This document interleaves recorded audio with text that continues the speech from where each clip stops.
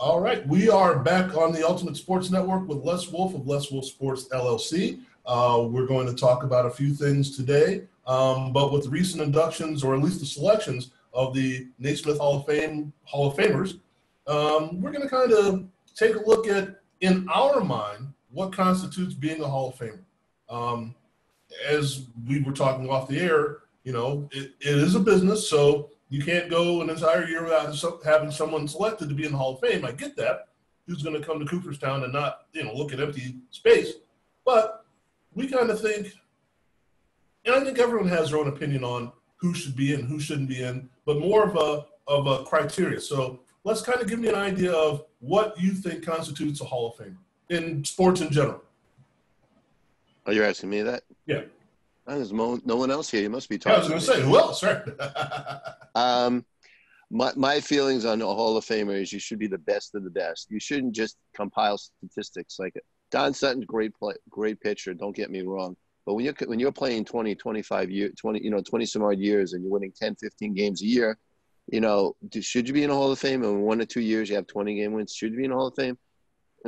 Maybe a lesser Hall of Fame, not the same Hall of Fame. I think you have to be the best of the best. You have to be the Hank Aaron, the Willie Mays, the Mickey Mantles, the Tim Duncans, the Kevin Garnetts, the Kobe Bryants. Those are the best of the best. Those players, when you go to a ball game, you're not just going to see Harold Baines, for example. You're going to see Mickey Mantle. You're going to see Willie Mays. You're going to see Mike Trout. You're going to see the best of the best. You're not going to see, you shouldn't have to look up a guy's statistics to feel that he should be in the Hall of Fame. You should have to research one, right? Well, I know a few years ago they were talking about LeBron and Dwayne Wade and Chris Bosh, future Hall of Famers. And I'm like, Chris Bosh? For what? A nice player, 20 and 10 in Toronto. Okay, but that was one of those, well, somebody on this team's got to score. Someone on this team's got to get a rebound. And again, like you said, it's got to be, the way I look at it, is this the guy, when you play them, that you game plan for? Is this the guy you said, we can't let Derek Jeter hurt us? We can't let Michael Jordan hurt us. We can't let Willie Mays hurt us. We have to figure out who it is, what we have to do to stop him. Because if he does what he's capable of doing, game's over.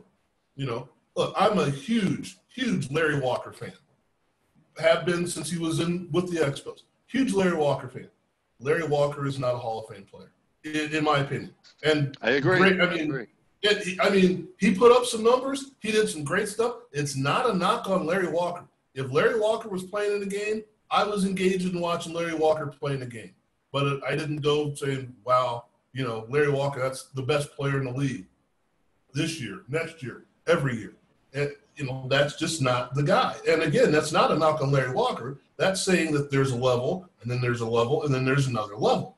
And some of these guys get in, and you go, is it just on the numbers sometimes? Craig Biggio, again, great player, but was he a Hall of Fame player? I don't know. I mean, that's not my criteria. You can go around different sports and say the same thing. And are like you said, are we making it too easy, or is it because it's a business we have to let these guys in? It is because it's a business. It's exactly right. I mean, Larry Walker, that's your example. I watched him. I thought he was a great player. I didn't think he was the best of the best. But when you have to think about whether or not a player should be a Hall of Famer, he shouldn't be. He shouldn't be, right. Yeah. I mean, when I thought in the last year, and I said, okay, Derek Jeter should be the second unanimous vote Hall of Famer. Beyond a doubt. Okay, he wasn't, but he's still a Hall of Famer.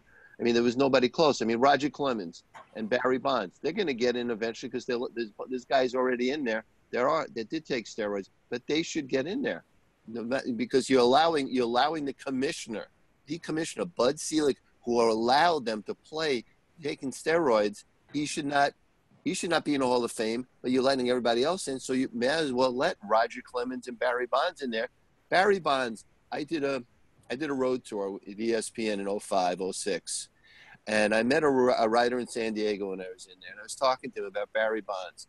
Barry Bonds, when he was in the minor leagues, the pitching machine, the one-arm machine, he used to go in the minor leagues now in front of home plate and just have the machine go for hours, hitting the ball.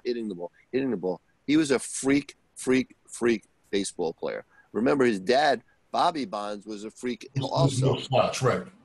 But you're not allowing a guy in because of steroids yet. When you look back over all the years, Babe Ruth, Babe Ruth at his time, a lot of guys were drinking. It was a big thing. Mickey Mantle was a big drinker. So because something was illegal, right, because they took something to keep them going. I mean, imagine you as the average person traveling all across the country for 162 games, 154 games, all over the country, trying to get up in the morning, you eat, you travel, you play a baseball game. Next day you got another one. You got to keep on doing that for years and years and years.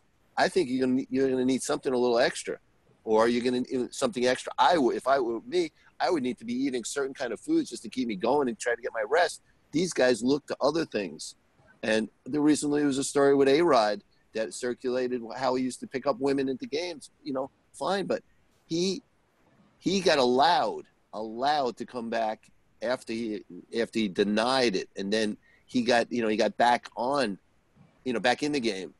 And it's all about the money in the business. And I think he's got Hall of Fame statistics also. He should be in also. But right. if you're not allowing guys in because they did something illegal, which I agree with, don't allow the commissioner to be in.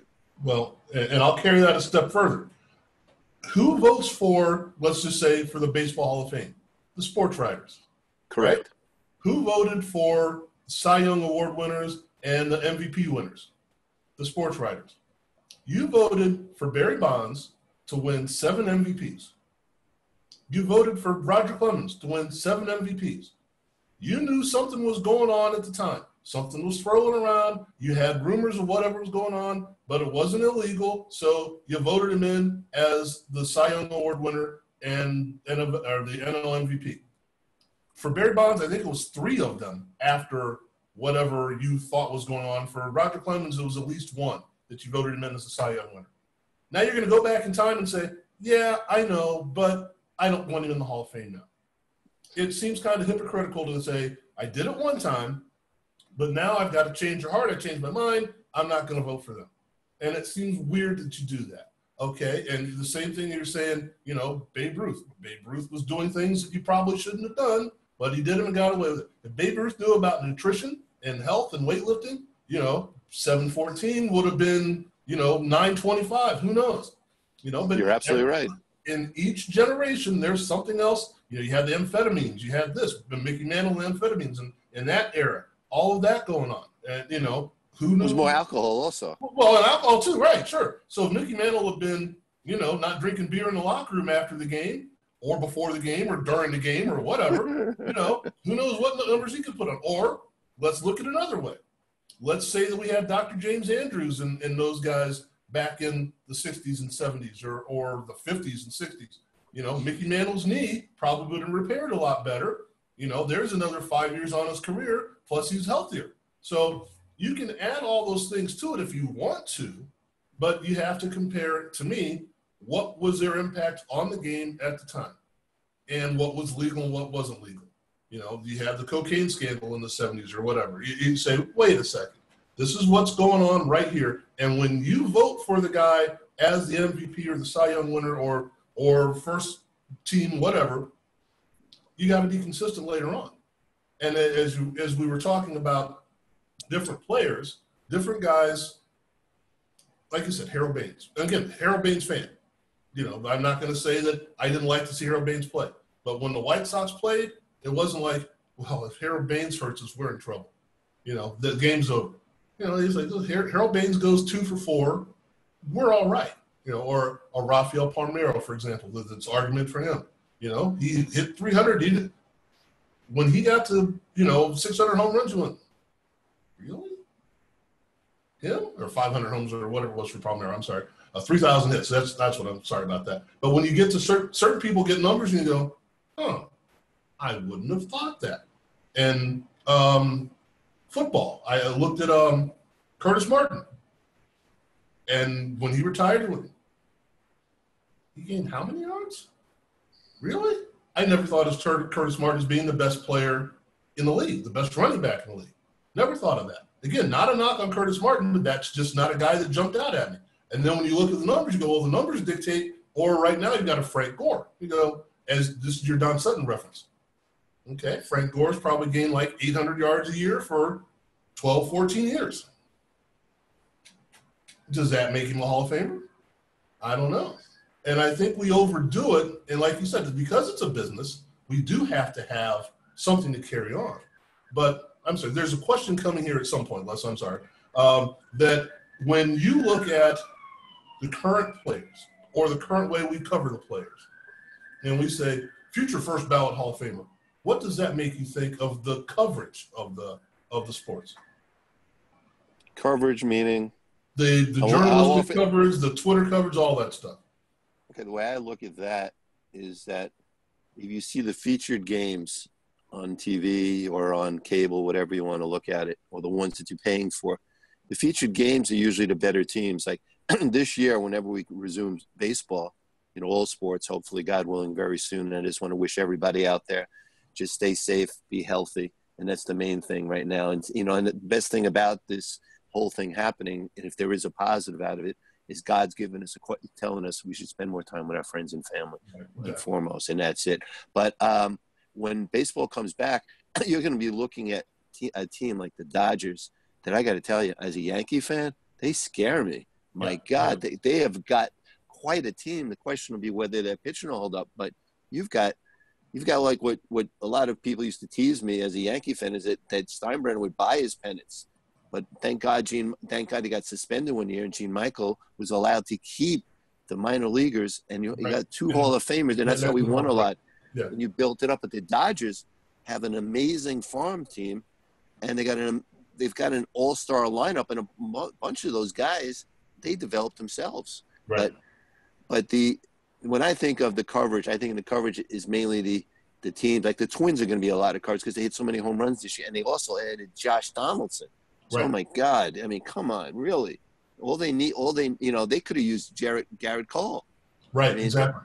But I look at it that right now, whenever I look at a sport and I'm watching a game, like a couple of years ago, I said to my son, I like the Greek Freak. I really liked the way he looked in the game, and I was right. I mean, I've made my mistakes also. I also thought Adam Morrison was going to be great, and he turned out to be, unfortunately, wasn't much in the pros. But when you want to go to a game, or you want to watch it on TV, you're mainly watching it to see your team, your favorite team play, but you're really watching it to see that one or two players that's your favorite. And same way in collecting memorabilia. You want to collect who you like and what, the best of the best, or just someone that you connect with. But I think the way our world is made up, that people connect mainly with certain players. They may come from a certain part of the country or the world. That's what they connect with. Instead of, you got to connect with, you got to see the potential in a team, see the athlete, what you think he's going to become, but you also want to see the best of the best, and that's the bottom line. This going to a ball game in any sport costs a lot of money, and you want to spend your money wisely. Excuse me. Mm-hmm. Well, it's the idea of saying, okay, the NBA game of the week or the CBS game of the week, or unfortunately they don't have those anymore, or the ESPN game of the week or the game of the night is the Mike Trout in the Los Angeles Angels versus Clayton Kershaw in the Los Angeles Dodgers. Exactly. I mean, that's how they build it. They build it. It's like when you go to the movies, you want to see, or a show or a play or whatever, you want to see the stars in there. And that's how they build. You want to see, okay, Leonardo DiCaprio. You want to see Jennifer Lawrence. You want to see that. Or like I personally, I don't know if you watch Ozarks, and I'm just, I had to watch the whole season with my family over like 3 days. Right. You just because it's such an addicting show, and Justin Bateman is terrific. Yeah, but that's that's the way with sports. But nowadays, at least I find in baseball, I mean, I love baseball. Don't get me wrong. It's actually the first word I ever said. My parents told me, may they rest in peace. But baseball drags on too long. How many times are you going to see your favorite player, your Mike Trouts, or your Aaron Judges, or Giancarlo Stanton, whoever your favorite player might be? How many times are you going to see them in that game? You're going to see them 4 times if you're lucky. Just at bat, and maybe it'll make a play in the field. Right. And how many hours are you going to be spending to see that, as opposed to basketball, where you have 48 minutes, and it's constantly on the move, and you may see James Harden for like 40 of those minutes, and he's constantly getting the ball. I mean, that's the difference. At least I feel. Right, and you're also looking at, we used to be enamored with starting pitchers because they controlled the game, But now it's, hey, he went 4 innings. That's a good start, But he wasn't out there what? So if you were a Bob Gibson fan or a Greg Maddux fan or a Randy Johnson fan, it was like, I'm going to see this guy in this game. This is day to start. And this is going to be, how do they figure out how to get around Randy Johnson? Well, now you don't have to. It's like, okay, I just need to get around the guy for 6 innings, and then we attack the bullpen. Or the flip side of that is we've got Mariano Rivera, game's over. Okay, but let's make sure he doesn't get to Mariano Rivera. Let's score all runs first, because if we get to the 7th inning, 8th inning, and they can bring in this guy and then this guy and then bring in the closer, game's over. It's a different way the game's played. And like you said, with basketball, you got to be out there. If your star player doesn't play, you don't win. Well, in baseball, it's not always the same way. But looking at how we judge them as the best of the best, I think it's kind of hard to do, like you say now in baseball, because it's now a statistical thing. And that's kind of a harder thing to come up with. I think football, basketball, again, football is a quarterback-driven league, but you can say, this quarterback's putting up, well, all right, let's look at this. Is a 5,000-yard season a benchmark of a great season? Is a quarterback? Well, you must be looking at the Jameis Winston. He had a great year. I mean, but unfortunately, the other team had a lot of interceptions. Right. But there's in football, yes, you're right about the quarterbacks. Also, the running backs. You have to have a dominant player. Let's forget about the position. A dominant player is going to be what's going to make the difference. Clowney or J.J. Watt or, players like that are going to dominate on a position on that ball. Like Patrick Mahomes. He was just, he dominated. He took over. I mean, that does the fact that he won 1 Super Bowl, does that make him a Hall of Famer? No. It's going to be how many more years? How many years can he stay healthy? I mean, that's the main thing. People forget about, now more so because we're going through this horrible virus, is that health is wealth.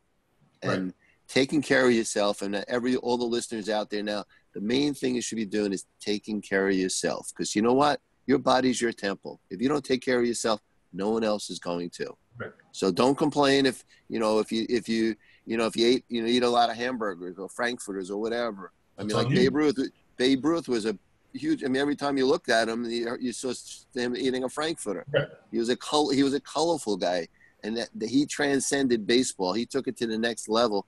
And there aren't too many athletes that you're ever going to see ever in his lifetime. Maybe a Michael Jordan or Kobe that could take you to that level, or Derek Jeter, or Mariano Rivera is just very rare. But those are those guys that should be in the Hall of Fame, first ballot. And if you want to elect other guys, you should have a secondary kind of Hall of Fame.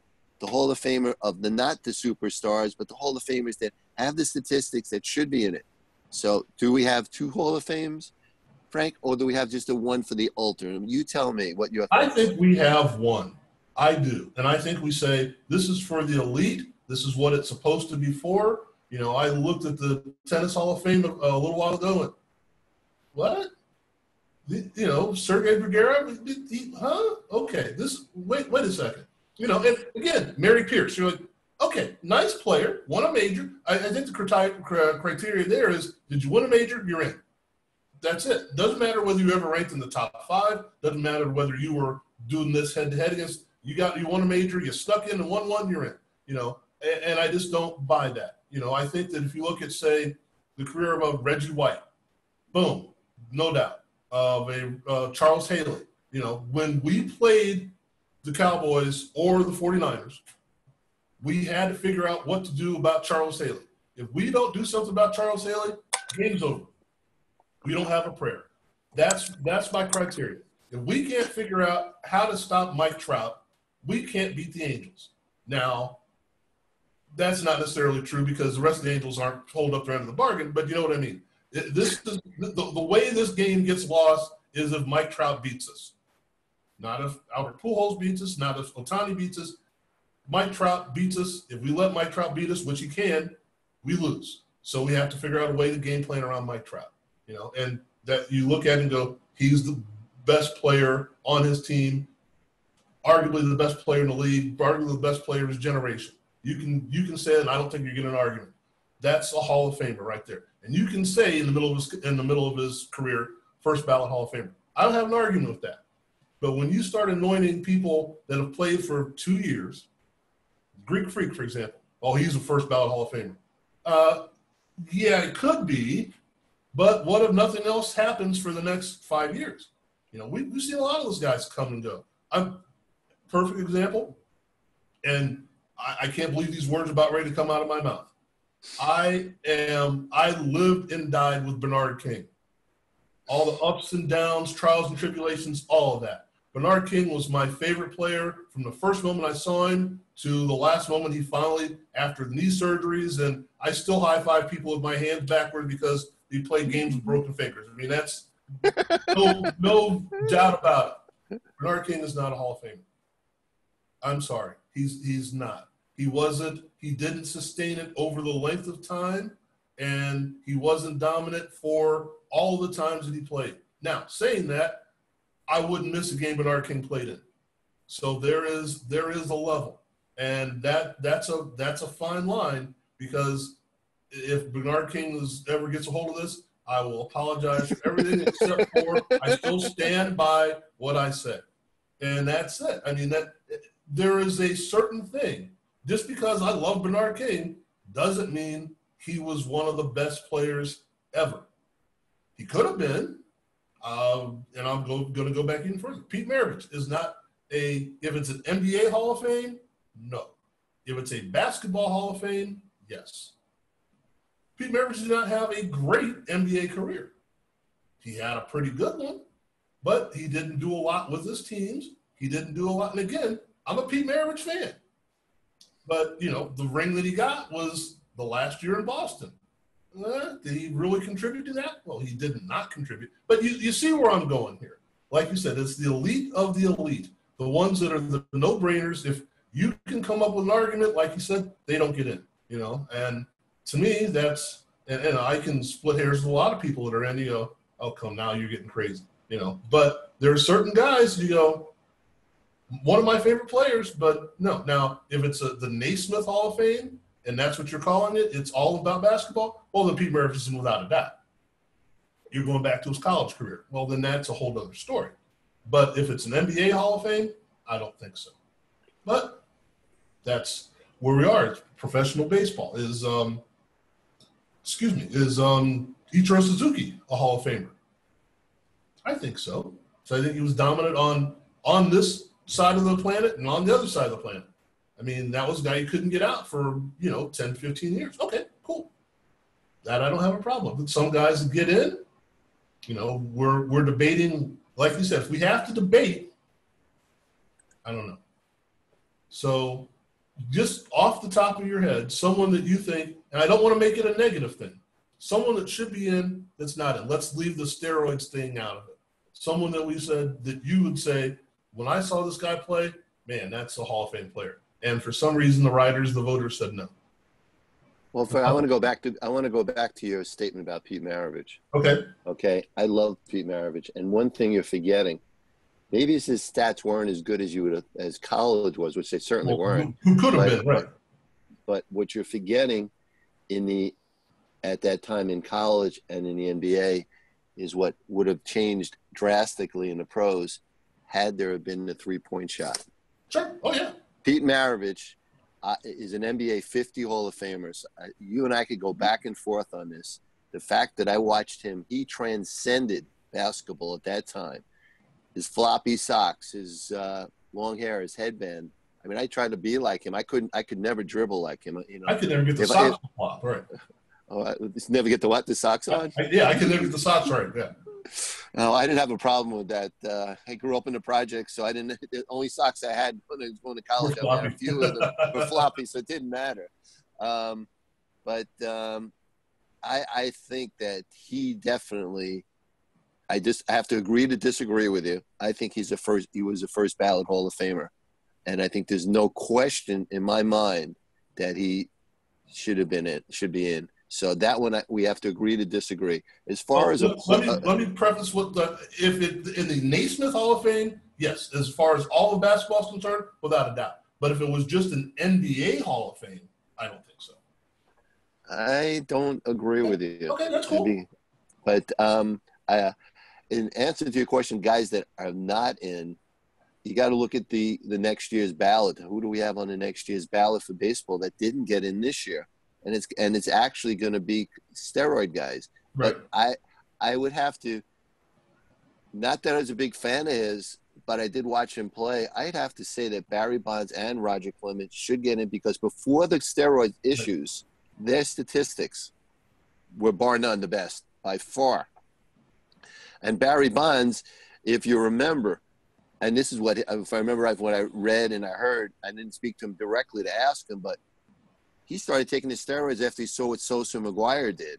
Right. And that's what you know, after the strike and everything, after what happened, I forgot, in the 80s, why, you know, why they ended up, why baseball was down a bit. But what they did was they made baseball back again, because when you think of baseball, you think of home run. Bottom line, everything, people come to see the home run. Now that's what they did that. So when Bonds saw that, he got jealous and said, okay, let me do the same thing as these guys. And then if you saw, he wore those arm guards and everything. Every pitcher was afraid to pitch to him. Sure. Yeah, how many walks? But I think he should be getting in next year. Him and Roger Clemens. So but because, like I said before, because you have Bud Selig in there, and you have a couple of guys like Ricky Henderson and Mike Piazza that are in the Hall of Fame, that there always was suspicions of them taking steroids also. So why are you letting two guys in and not letting these guys in? That's right. Like saying, okay, your statistics are good, but you didn't do this or you didn't do that. You have to let everybody in if you already have a few in. So that's what you're going to see through the years coming forward. Well, and the guys, and like Chipper Jones was a first ballot Hall of Famer, I think. Okay. But you're still allowing a lot of guys in that shouldn't have gotten in, like Lee Smith. Why did it take so long to get him in? He had Hall of Fame statistics, but it took forever to get him because you let other guys that overshadowed him that were better to get in. So it's like there's a no-win situation with the Hall of Fame in any sport, because in the NBA Hall of Fame, you let the college players, and sometimes a lot of college coaches, if you don't follow every coach and every player and all across the world, you're not going to know half of these guys. Right. In the Boxing Hall of Fame, which I'm a big fan of, there's a lot of people in there that I never heard of. There's a writer from Timbuktu that's all of a sudden getting in because he wrote in Timbuktu. Okay, fine. He deserves to get in. But that's another thing. You're allowing, in the boxing league, you're allowing writers to get in when I don't think you should. You're allowing referees to get in that I think they should be in there, because without them, you don't have a sport, really. You're allowing judges to get in just because they're judging a fight. I mean, come on, really? I mean, you've got to draw the line somewhere, and I think because it's such a business, the Hall of Fames, that'll never happen. Well, and to touch on a couple of things, the Roger Clemens and the Barry Bonds thing. Okay, now I'm going to get burned by this. I really don't care. I'm tired of not having a line on it. But if you draw a line in the sand of saying on this day they started using steroids, if you're going to do that, and you're going to say, at this day, Barry Bonds, as you said, okay, he saw McGuire and Sosa, he started using steroids then. If that's the case, and I don't know the numbers correctly off the top of my head, but I'm willing to bet at that point he'd already won 3 or 4 MVPs. Absolutely. That gets you in for most people right there. The same thing with Roger Clemens. If you can say that at this day he started doing this, he probably already won 5 Cy Youngs. So if he stopped playing right then, he's still in the Hall of Fame. But suddenly that doesn't happen. Again, I'm not advocating for you guys. I'm just saying if you're gonna be a stick in the mud about it, understand what you're doing. Okay, and that's the thing. There are guys that are in, and again, Cleveland Indians fan my entire life. Jim Thome was never the best player on the Cleveland Indians. Point blank. Now, that's not a knock on Jim Thome. I'm a first baseman, or was a first baseman. He was one of my favorite players, don't get me wrong. Seems like a great guy. No one's ever accused him of steroids, the whole 9 yards. but he gets a 600 home runs, you go, first ballot Hall of Famer. Again, I'm not saying he doesn't deserve to be in, but my thought is, what team was he the best player on? Was it with the Twins? Was it with the Phillies? Was it with the Indians? The White Sox? Was he ever the guy? And again, you can be second banana, be a Scottie Pippen, and still be a very good player. Don't get me wrong. But when you say, this is the guy, again, my thought is, this is the guy we got to worry about. I don't think that any team pitching against their scouting report was, don't let Jim Thome hurt us. It's like, okay, don't let the other guys get on base. Jim Thome hits a single one-run homer, we're cool. The flip side of that, if you're going to say the big red machine and first baseman there, Tony Perez. Tony Perez is going to hurt us because you can't keep the guys off base in front of him, and then he's going to drive in runs. He may not hit a home run, but he's going to drive in runs. Well, there's no way you can keep Tony Perez from hurting you, so when he does, you can't pitch around him, you can't do this, you can't do that, but he's going to deliver. Time in, time out, he's going to deliver. That's a Hall of Famer to me. So, again, the boxing Hall of Fames, that's something you can be on our boxing show and talk about that because let me tell you, I love boxing. I love the sport of boxing, always have.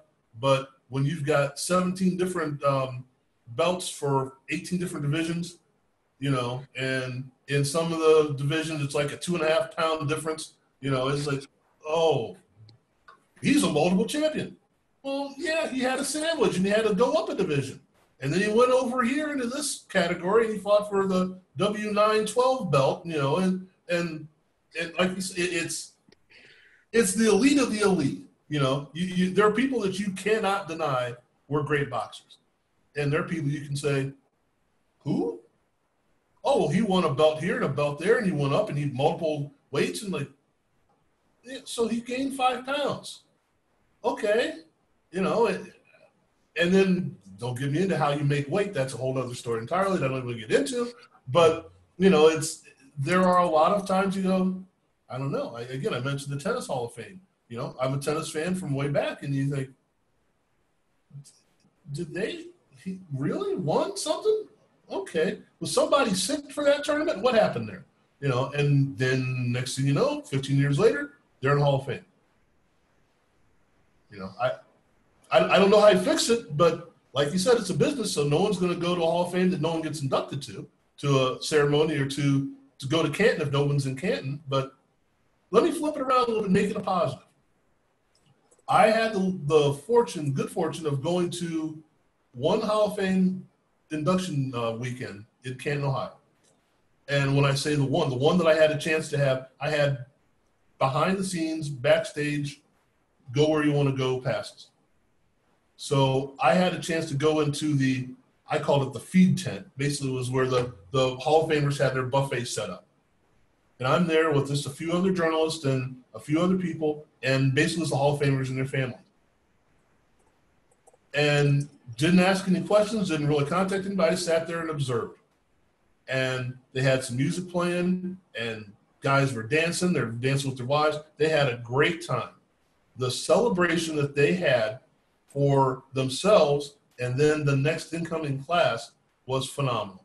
So that is something that I think every Hall of Famer or every potential Hall of Famer should strive to experience. It was a great time. So that is a good thing to be in the Hall of Fame. And I think, this is just my opinion, that they were not necessarily concerned, but it was like, who's getting in? Are we letting in just anybody? Because they're going to be part of this fraternity. They're going to be part of this group.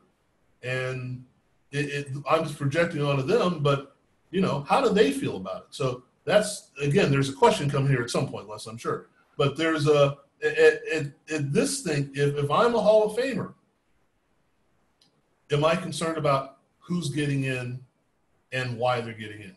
If I made it in because I had a great career, do I want to be part of the selection process? Or should I be part of the selection process? Aren't the Hall of Famers don't they have a say in the I think they do, but should it be them? Should it be weighted more for them as opposed to the writers, opposed to it doesn't. I don't know about the Baseball Hall of Fame. I think that's just the writers. I think that if you allowed just the players to vote for the Hall of Famers, you're going to be back to the Veterans Committee in the 70s. I remember, excuse me, a lot of the people that got in were mainly because it was nepotism or favorites. And I don't care what you say, if that person's statistics warranted to be in the Hall of Fame, I say I'm all for it. But if you're voting in your buddies just because you're in this committee, it's just not right. Right. And you're saying there should be one Hall of Fame. I don't disagree with you, but the way we have the Hall of Fame set up now, it should be Hall of Fame A, Hall of Fame B in every sport, because there's a lot of players in every sport, not just one sport, that do not deserve to be in the Hall of Fame, in my opinion. I think, and another thing that you didn't touch upon, but there's a lot of guys, unfortunately, that did not make a lot of money in any sport that they're in, and that they need to be in the Hall of Fame, mainly to help them financially. And, it's a great thing to just to sign your name to get money. I mean, I'm in that business, but it's also not a great thing when you're put in and you feel like you don't deserve to be in there. If you're playing in a locker room with Hank Aaron, and your name is a guy, just name anybody that didn't have the same stats as Hank. Dusty Baker. Don't pick on my man Dusty. I knew you were going to say. That's the first one comes to mind, right? Okay, I thought you would say that. Now, I personally think, and I've discussed this with Dusty, he's a friend of mine. I personally think once he gets, which he hopefully he won't get this year, I don't think, only because I'm going to root for him to do well, but not for. Root against you at the same time, right? But I think if he were to win that one World Series, I think he's a lock Hall of Famer as a manager. Oh yeah. And I think, but I think going back to the discussion, I think mainly these lesser guys should not be in the Hall of Fame, and it should be, like I said, Hall of Fame A, Hall of Fame B, and just have it as subsidiary to the other. How about Ralph Garr? How's that? Is that okay? Well, I liked Ralph also. Ralph was Dusty's roommate for years, but unfortunately, he's not managing or anything. I mean, look at Dusty's longevity. Look at the fact that he is managing. He took a job with a team that I don't think anybody would want to. And I actually personally think that when he's done, they're going to bring back the old manager, because they only got suspended for 1 year. Right. And I think that's another travesty, because they also made Dusty take all the same coaches. So right. that kind of says something to me in my head. But right. Whatever it is, it's not me. It's not me managing. Dusty will do a great job with those players, and darn well that they're not going to be cheating. Right. But that's a whole nother story for another day on that topic. But as far as the Hall of Famers, I think we should be going back to the basics and going back to the best of the best. But you know what? It's never going to happen. And and what I was trying to bring out with the players, like the guys that don't have a lot of money are going to start making money because they get Hall of Fame endorsements. Sure. Okay, this is. I mean, Dale Murphy. Do you consider him a Hall of Famer? I don't. I think he was a good player. Not over that length of time, no. But that's a guy that eventually I think might get in just based upon a fan vote. And every year you have people that pitch in for him. Now, let me ask you a question. Do you think Al Oliver deserves to be in there? See, I was talking to somebody about that the other day. And we're, again, another Pirates growing up. I had the Indians in the American League, the Pirates in the National League. And, the stats say yes. The stats say he was pretty darn close. But if I'm going to look at the best player on my favorite team or the best player out there, I'm going to have to say no. And I really shouldn't say that now because I'm trying to get Al Oliver on the show.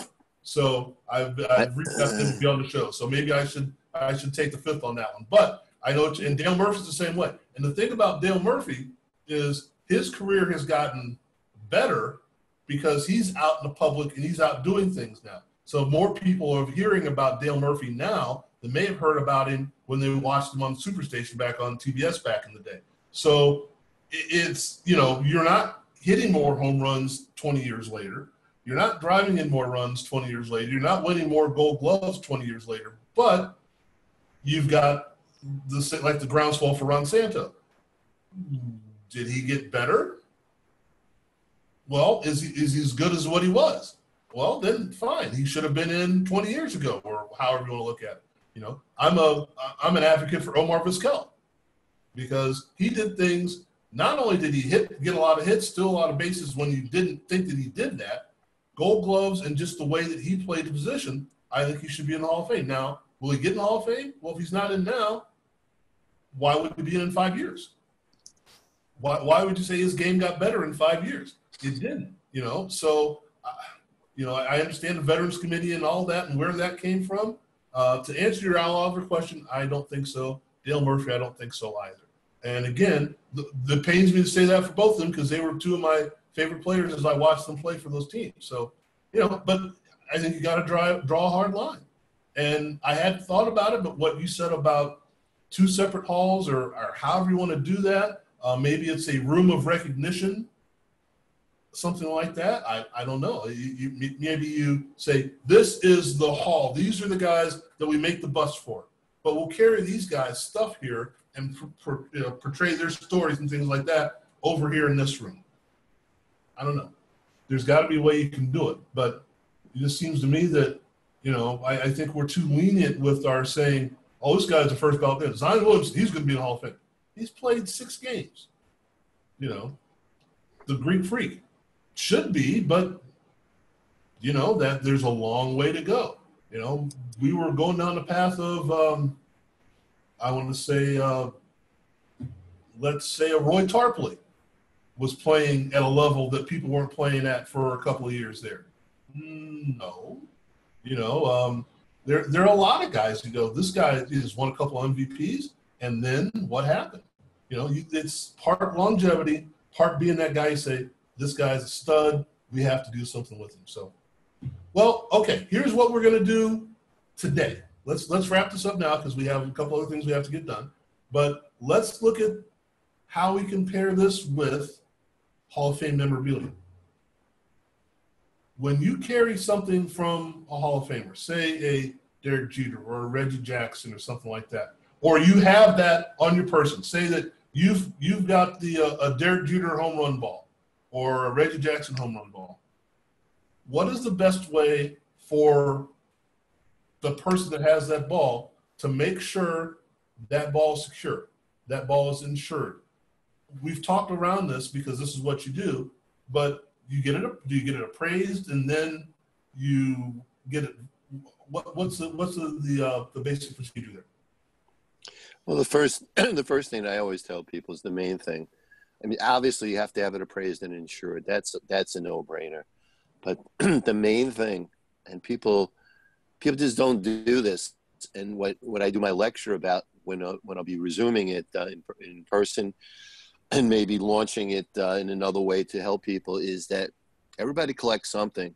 And the most important thing that we do not do is properly protect and preserve that's something special to them. And I think that's the biggest problem.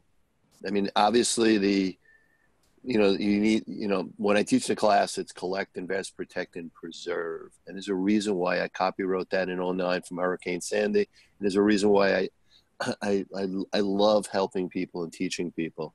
I mean, if anybody wants to follow me on Twitter, Les Wolf Sports, or if you want to email me, lwolf1823 at AOL, or my website, leswolf, WLFF, sportsllc.com, be my guest. But the main thing I'm really looking to do, I mean, I've been in this industry, been collecting since I was a kid, over 60 years, is that now's the time where everybody needs to protect and preserve their stuff. And it's not just sports stuff.